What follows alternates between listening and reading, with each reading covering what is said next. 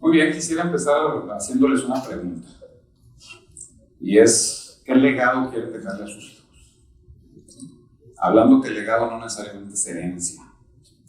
El legado es algo más trascendental que la herencia. Entonces, lo platicamos al final, pero bueno, vayan pensando qué legado quieren dejarle a sus hijos. Y bueno, vamos a platicar algo. La industria de la salud. De hecho, cuando hablamos industria puede sonar chocante el término, con algo que es tan loable como hospitales, doctores, enfermeras, salud. Sin embargo, lo que define una industria es de dónde vienen sus recursos, de dónde vienen sus ingresos, sus utilidades. Y de la industria actual, esto viene de la enfermedad, no viene de la salud.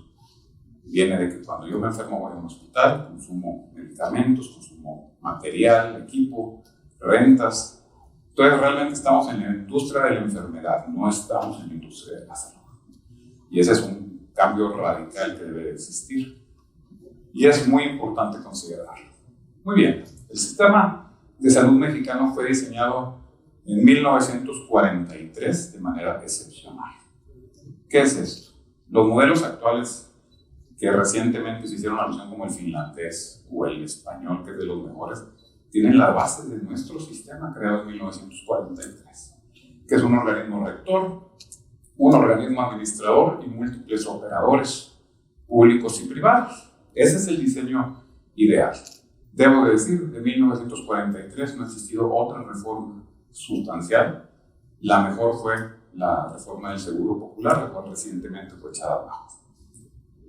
Muy bien, entonces, si vemos el sistema, el rector del sistema debería ser la Secretaría de Salud, el administrador del Instituto Mexicano del Seguro Social y operadores múltiples, públicos, privados, todos los hospitales privados que conocemos, más los públicos. Pero resulta que la Secretaría de Salud tiene hospitales que quiere operar.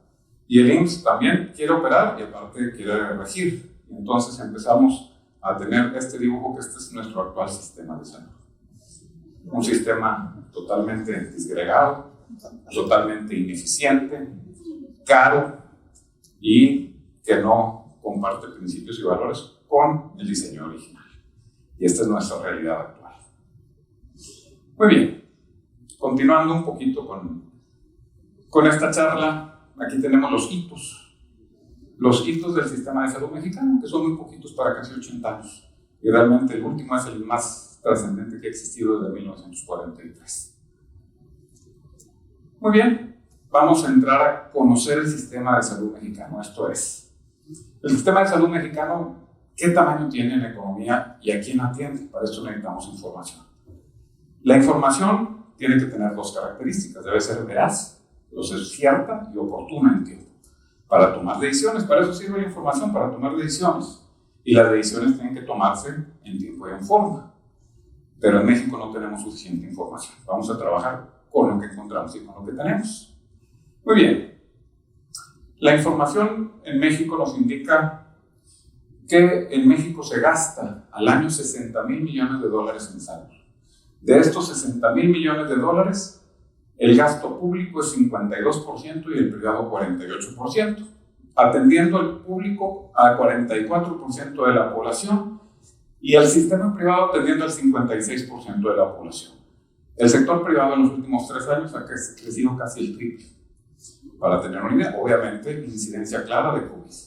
Y ahorita vamos a explicarlo. Muy bien. Sin embargo, este gran gasto en salud en el sector privado, tenemos que considerar una cosa muy importante. Solamente 13% se hace a través de un sistema que llamamos subsistema formal de salud. ¿Qué es esto? Estos hospitales de cadena que conocemos, que están certificados, que reciben pagos de seguro de gastos médicos mayores o de una empresa.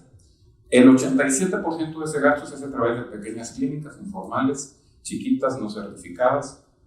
Entonces, pues ese es otro de nuestras realidades francas del sistema de salud. Y este gasto se llama gasto de bolsillo. Es lo que yo saco de mi bolsillo para pagar. También es un dato que trataremos más adelante.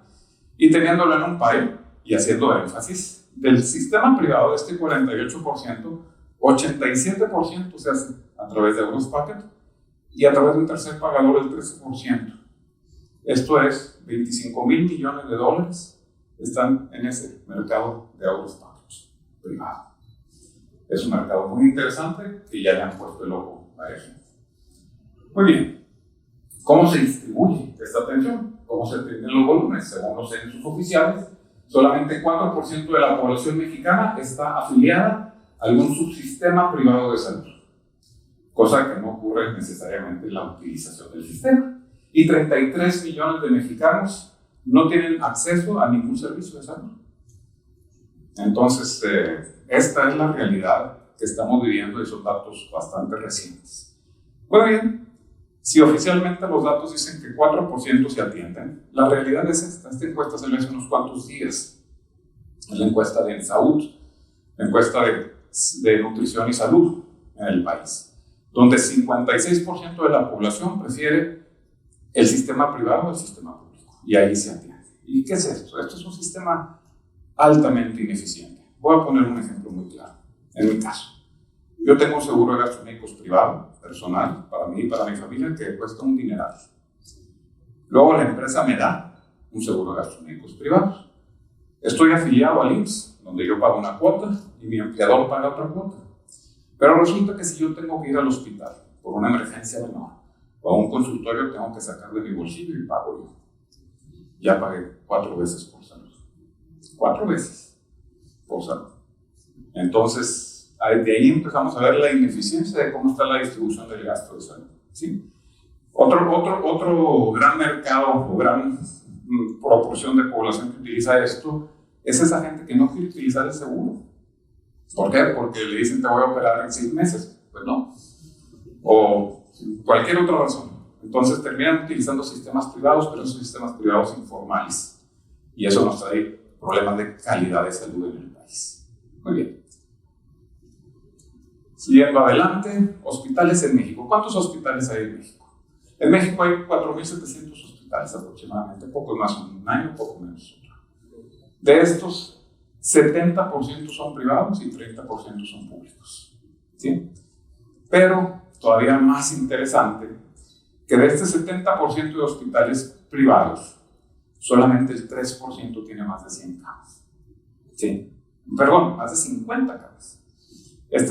Solamente 3% tiene más de 50 camas. ¿Qué es esto? Un hospital de condado en Estados Unidos, de condado, no de ciudad, tiene más de 100 camas. Entonces podemos entender la magnitud de la diferencia. Entonces, donde vemos que 65% de los hospitales privados tienen entre 1 y 9 camas, y son esos hospitalitos de colonia, informales, sin certificaciones. Muy bien. Entonces, vamos a hacer una comparación aquí, hemos hecho varias comparaciones con la OCDE, vamos de nuevo a hacer comparaciones con la OCDE, donde México lo compara en el gasto de salud contra el PIB, camas de hospital por 1,000 habitantes, doctores por 1,000 habitantes y enfermeras por 1,000 habitantes. La bolita azul es la media de la OCDE, la bolita gris oscura es el peor país de la OCDE, la gris clara es el mejor país de la OCDE y azul es México. Perdón, naranja es México. El naranja es México, donde en todas estamos bastante abajo. El PIB, el gasto en salud relacionado al PIB, pésimo. Camas de hospital, bastante mal. Doctores, de camas de hospital somos el peor de la OCDE. En doctores, bastante mal, y en enfermeras, bastante mal. Entonces, esa es la fotografía de nuestro país comparado con nuestros países.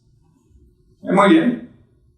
Entonces, yo creo que tenemos que pensar de dónde estamos parados en este sistema.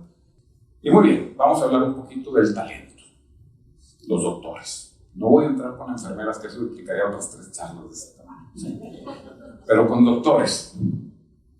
Cada año, médicos graduados de medicina general, aproximadamente en el último ciclo documentado, vamos a poner 2019, 42.600 doctores presentaron el examen nacional para aspirar a una residencia médica. ¿Qué es una residencia médica? Es donde yo hago mi especialidad. ¿Sí? Y de eso solamente había 9.480 plazas. Esto es, 30.000 médicos cada año se quedan sin la posibilidad de especialidad. ¿Y qué es esto? Médicos que lanzamos al mercado laboral, que terminan vendiendo seguros, poniendo un puesto de hamburguesas y trabajando de otras cosas menos de doctor. Cuando la necesidad de médicos es muy alta y vemos que aquí hay una disparidad franca y clarísima. Falta política pública. Muy bien, yo creo que aquí podemos hacer un alto y hacer una recapitulación de nuestro diagnóstico. Tenemos un sistema obsoleto que privilegia el gasto de bolsillo, que se atiende en un sistema privado preferentemente, donde 3% de los hospitales tienen más de 100 camas y donde 30,000 médicos al año se quedan sin posibilidad de una especialidad. Ese es nuestro sistema de salud. ¿Sí? Muy bien, ahora vamos a hablar de varios puntos que conectan y que van a incidir en nuestra vida, querramos o no. Y uno de ellos es el tiempo. El tiempo es el bien no renovable más preciado que existe. ¿Por qué? Porque cada segundo que pasa no regresa. Y la decisión que tomamos, que bueno, y la que no tomamos, esa oportunidad puede ser que no regrese. Entonces tenemos que hacer un alto y saber que todo lo que toca el tiempo cronos envejece, incluyéndonos nosotros. Entonces cada vez somos más viejos y es una capacidad de poderlo detener. De manera que si comparamos el año 2020 y lo proyectamos al 2050 con los índices que tenemos, la edad mediana actualmente en México es de 28 años y será de 38. El índice de envejecimiento, ¿qué es esto? La proporción de personas por arriba de 60 años contra las que están por debajo de 15 años. Pasaremos de 29 años a 93, perdón, de 29 como índice a 93 como índice. Y la esperanza de vida pasará de 75 años a casi 80 años. Y las personas mayores de 60 años representarán el 23% de la población, esto es decir, más del doble de las que tenemos ahorita. Esta es una fotografía que todos conocemos, las pirámides poblacionales, va desde el año 1950 hasta el 2050, donde primero teníamos una montañita muy feliz. En el centro tenemos la del año 2020, donde empieza a tomar forma de cohete de la luna y termina en el 2050 como un cohete de la luna, ¿sí? Donde los jóvenes son muy pocos y los viejos van a ser bastantes, porque yo no sé si va a estar, pero bueno. Muy bien, una vez hablado de esto, vamos a hablar de las enfermedades crónico-degenerativas que van a impactar a esta población que cada vez es más antigua, por no decir de otra manera. La diabetes, actualmente 15% de los mexicanos tienen diabetes y de esos 4% no saben que la tienen. Y no todos se tratan además, ¿sí? Entonces, la diabetes es causa de ceguera, insuficiencia renal crónica, amputaciones no traumáticas, es una de las 10 causas más frecuentes de hospitalización, de infarto al miocardio, de infarto cerebral, y explica el 30% de las hospitalizaciones y de la mortalidad. Explica el 30% de la mortalidad. La edad promedio en la que se diagnostica es de 47 años. Creo que quedó clarísimo con COVID, con la pandemia, que enfermedades como estas son un caldo de cultivo para agravar ese tipo de enfermedades. Entonces, si podemos tener el diagnóstico de un sistema de salud como lo tenemos, con una de las poblaciones con mayor cantidad de diabetes del mundo, pues tenemos las consecuencias que tuvimos, clarísimamente. Muy bien. Si seguimos adelante y impactamos la pirámide poblacional con la diabetes, si decimos que a los 47 años se diagnostica, pues resulta que para el año 2050 tendremos 22.8 millones más de mexicanos arriba de 47 años. Esto se conoce como bono poblacional negativo, que va a impactar de alguna manera las cifras de esta enfermedad, porque vamos a tener más gente sobre esa edad donde se diagnostica si no incidimos en este momento. ¿Sí? Muy bien. ¿Cuánto gastamos en diabetes? Este es el gasto anual en el sistema privado, que debo de decir, es mucho más eficiente que el sistema público. ¿Sí? En el sistema público van a decir, es más barato, y les preguntas, ¿cuánto cuesta? Y van a decir, no sé, lo más caro es lo que no sabes cuánto cuesta. ¿Sí? Es lo más caro, y yo se te puedo asegurar.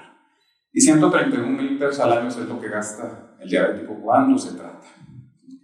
Entonces, si hacemos proyecciones lineales, muy obvias y muy claras, para el año 2050, poco más de 23 millones de mexicanos van a tener diabetes. Con el bono poblacional negativo, esta cantidad va a llegar fácilmente a los 30 millones de mexicanos.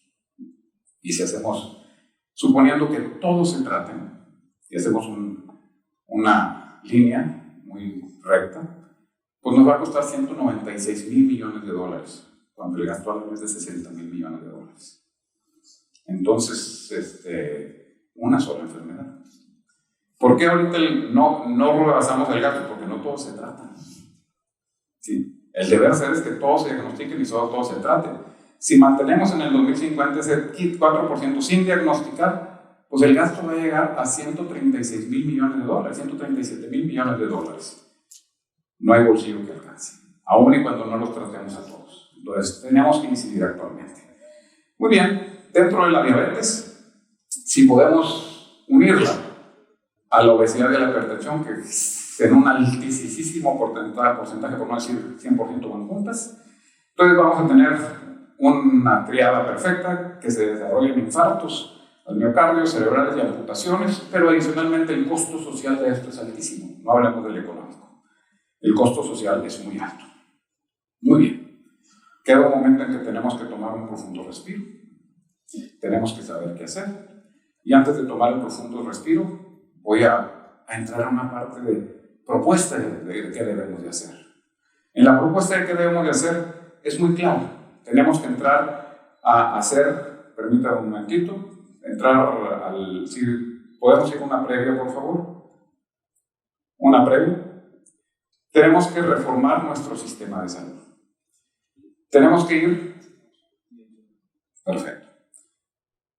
Tenemos que reformar nuestro sistema de salud dentro de nuestras propuestas de solución.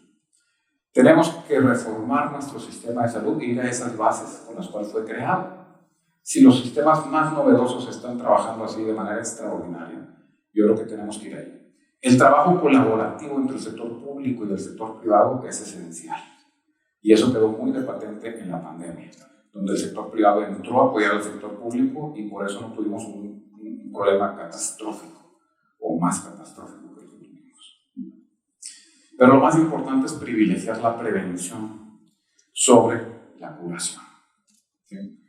¿Qué es esto? En los países desarrollados resulta que a un doctor le dan una población determinada para mantenerla sana y privilegian a los médicos generales, a los médicos familiares, a los médicos internistas y les pagan muy bien. Aquí tienen 10,000 gentes y su función es mantenerlos sanos y evitar que se enfermen o si llegan a enfermarse que no se compliquen. Y aquí tenemos 30,000 médicos que se quedan sin especialidad cada año. ¿Sí? Y si esto lo combinamos con la genética, el avance genético es impresionante, donde podemos secuenciar el genoma y saber de qué se va a enfermar la gente. Y si adicionalmente le metemos toda esta parte tecnológica con manejo de Big Data, de inteligencia artificial, podemos incidir importante y fuertemente sobre el sistema de salud mexicano. ¿Sí? ¿Y qué debemos de buscar? Un sistema universal de salud, un solo pago, y que por ese pago tengamos el mejor servicio de salud de México. Es lo que debemos de hacer. Y para ir concluyendo, voy a ir un paso atrás y vamos a tomar un profundo respiro y concluir con que el sistema de salud del país está enfermo. ¿Sí? Pero debo decirles que este no es un problema de diabetes, no es un problema de sistemas de salud, este es un problema de liderazgo. ¿Sí? Este es un problema de liderazgo. Según las grandes universidades, las 3 grandes amenazas para el país, no para este país, para la humanidad, son una guerra nuclear, una pandemia y la falta de liderazgo competente. Y esto es una falta de liderazgo. ¿Quién va a tomar la batuta? Hay mucha gente que sabe lo que hay que hacer. Hay mucha gente que sabe cómo hay que seguir los pasos para llevar a este sistema universal de la salud. ¿Pero quién va a tomar? Y tenemos un problema de liderazgo profundo. Muy bien. Y de aquí quisiera entrar en la finalización platicando de esto.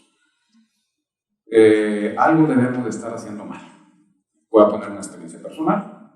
Mi padre, antes de ser un empresario bastante exitoso, pues cuando era empleado y gerente general de una empresa totalmente local de la ciudad, Él ganaba lo suficiente para comprar 3 terrenos en una colonia recién inaugurada de clase media alta. Compró 3 terrenos, en una hizo la casa donde vivimos, 750 metros cuadrados. En las otras 2 construyó 2 casas para rentarlas y luego venderlas, y traía su carro del año con su sueldo de empleado. Actualmente mis hijos, si quieren ir de vacaciones, tienen que cruzar su tarjeta y se endeudan 1 año. ¿Sí? Algo debemos de estar haciendo mal. ¿Y qué es lo que está pasando? Estamos abriendo la brecha social. Con mucha indolencia hemos visto cómo esa brecha social se va abriendo.